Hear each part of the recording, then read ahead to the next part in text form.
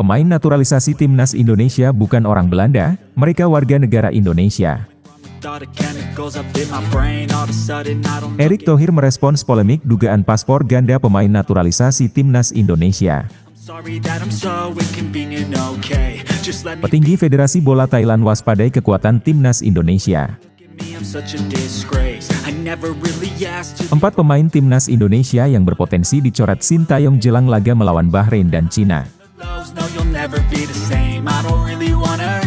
Beda nasib kiper timnas Indonesia, Martin Paes bersinar, Emil Audero terpinggirkan.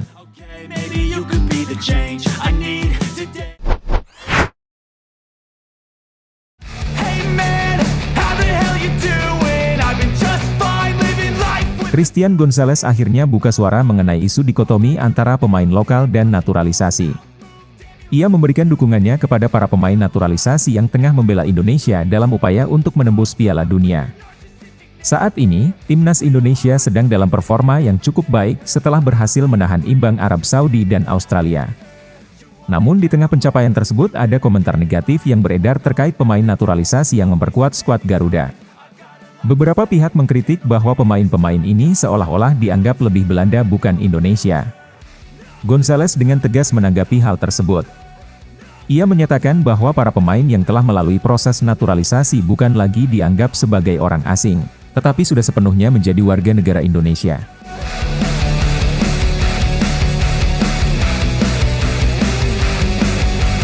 Sebagai seseorang yang pernah melalui proses naturalisasi dan menjadi bagian dari skuad Garuda, Gonzalez merasakan bagaimana perjuangan untuk diterima sebagai pemain timnas Indonesia. Ia mengingatkan publik bahwa para pemain naturalisasi ini telah menunjukkan komitmen tinggi dan berjuang keras demi membawa Indonesia maju di kancah sepak bola internasional. Menurut Gonzalez, mereka harus dihormati karena telah mengambil keputusan besar untuk mengabdikan karir mereka kepada timnas Indonesia. Terkait dengan kritik yang dilontarkan oleh beberapa kalangan, Gonzalez memilih untuk tidak terlalu memedulikannya. Ia juga berharap agar publik mendukung pemain naturalisasi ini, mengingat kontribusi besar yang mereka berikan untuk Indonesia. Sebagai pionir naturalisasi, Gonzalez memahami tekanan yang dihadapi para pemain naturalisasi saat ini. Namun ia percaya bahwa semangat kebangsaan dan kerja keras yang ditunjukkan oleh mereka akan membungkam kritik tersebut dan membawa prestasi bagi Indonesia di level internasional.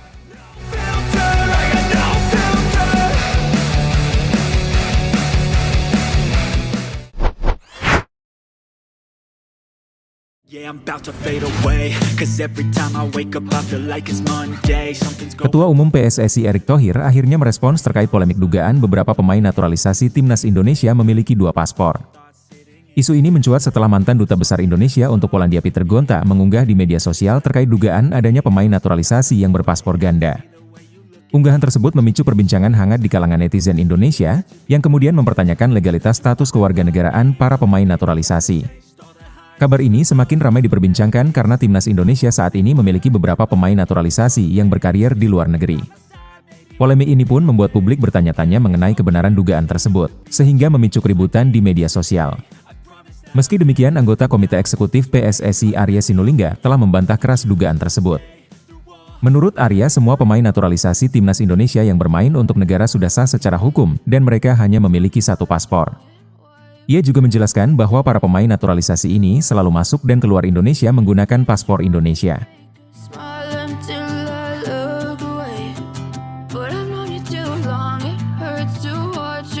Meskipun bantahan ini telah disampaikan, isu paspor ganda terus berkembang liar di kalangan publik. Akhirnya Erick Thohir buka suara terkait masalah ini saat ditanya oleh media. Ia memberikan respons yang cukup diplomatis dan menegaskan bahwa PSSI saat ini tetap fokus pada pekerjaannya dan tidak ingin terganggu oleh polemik yang tak berdasar. Erick menekankan bahwa sebagai negara demokrasi, kritik dari masyarakat adalah hal yang wajar dan ia menerima setiap masukan yang ditujukan kepada PSSI. Namun ia juga menegaskan bahwa organisasi yang ia pimpin tetap fokus bekerja demi kemajuan sepak bola Indonesia.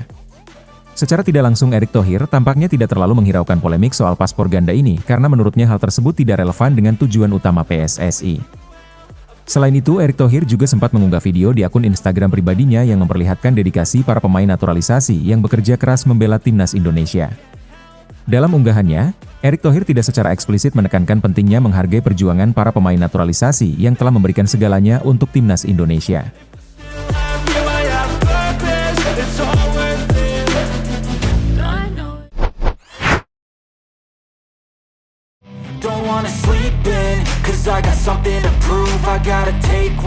Presiden Federasi Sepak Bola Thailand Madam Pang tak sabar menantikan duel antara Thailand dan Timnas Indonesia di ASEAN Cup. Timnas Indonesia tengah berada dalam performa yang menanjak setelah serangkaian hasil positif dalam beberapa pertandingan terakhir. Madam Pang mengakui bahwa Timnas Thailand harus siap menghadapi tantangan dari skuad Garuda yang semakin kuat di bawah asuhan Shin Tae-yong. Ia bahkan menegaskan bahwa Thailand akan mempersiapkan diri dengan baik, meski menghadapi beberapa kendala. Salah satu kendala utama adalah jadwal ASEAN Cup yang tidak termasuk dalam kalender resmi FIFA, sehingga para klub enggan melepas pemain terbaik mereka untuk bertugas di tim nasional.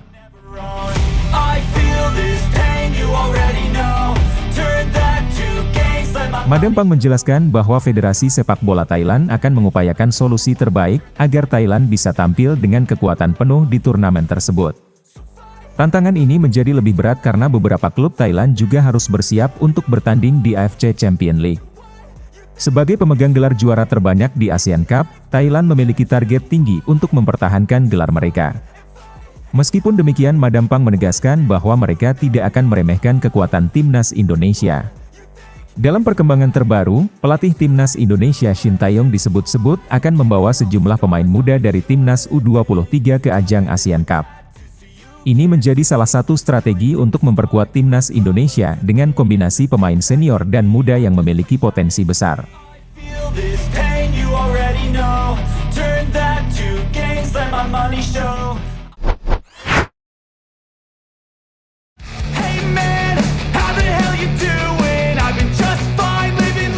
Timnas Indonesia akan segera melakoni dua laga penting dalam lanjutan kualifikasi Piala Dunia. Skuad Garuda akan bertemu Bahrain pada 10 Oktober dan bertandang ke Cina pada 15 Oktober. Menjelang dua laga tersebut, pelatih Shin Tae-yong kemungkinan akan melakukan sejumlah perubahan pada skuadnya. Terutama dengan potensi kedatangan Messi Hilgers dan Eliano Reijers yang proses naturalisasinya sudah berada di tahap akhir menunggu persetujuan DPR RI. Dengan tambahan dua nama ini, pelatih asal Korea Selatan tersebut mungkin akan mencoret beberapa pemain untuk menyesuaikan komposisi tim. Berikut 4 pemain yang diprediksi akan dicoret oleh Shin Tae-yong.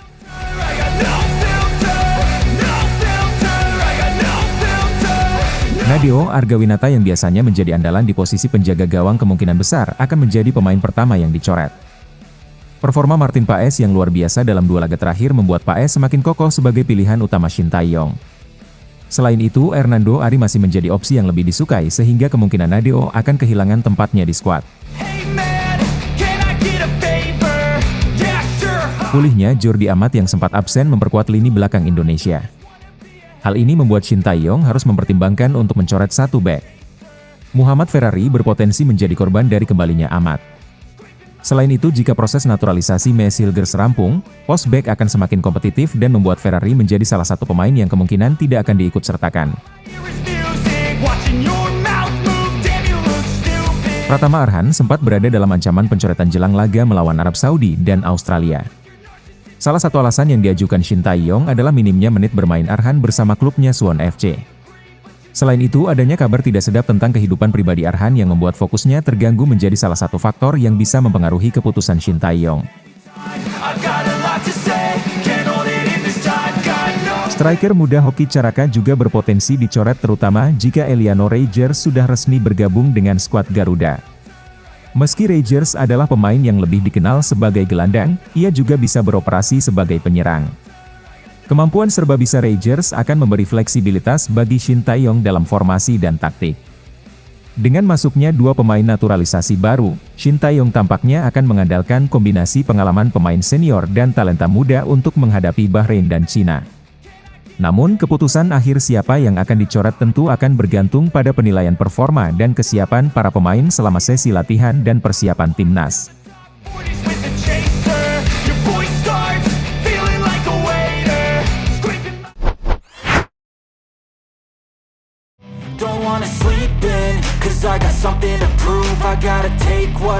Emil Audero dan Martin Paes yang sempat menjadi sorotan kini memiliki jalur karir yang sangat berbeda. Pada Juni lalu nama Emil Audero sempat menjadi perbincangan hangat. Rencana PSSI untuk menaturalisasi Emil disambut antusias oleh para penggemar sepak bola Indonesia. Terlebih lagi, Emil terlihat tersenyum dalam foto bersama Erick Thohir yang menimbulkan harapan besar bahwa ia akan segera memperkuat timnas Indonesia. Meski peluang untuk memperkuat timnas Indonesia terbuka lebar, Emil Audero tidak menunjukkan minat serius. Setelah menjalani peminjaman di Inter Milan musim lalu, Emil memilih bergabung dengan Como. Sayangnya keputusan Emil untuk bergabung dengan Como tidak berjalan mulus. Dalam 3 pertandingan pertama musim ini Emil tidak dimainkan karena pelatih Como Fabregas lebih memilih Pepe Reina.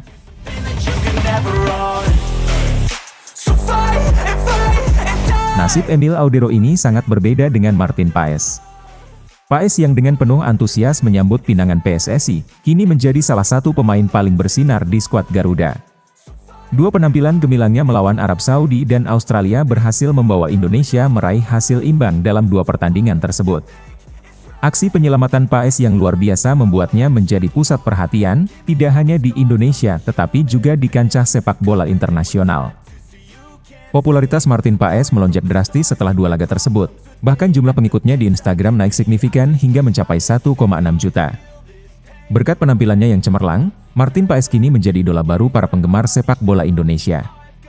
Penampilannya yang tenang dan penuh percaya diri di bawah Mister Gawang memberi harapan besar bahwa Indonesia bisa terus melangkah jauh.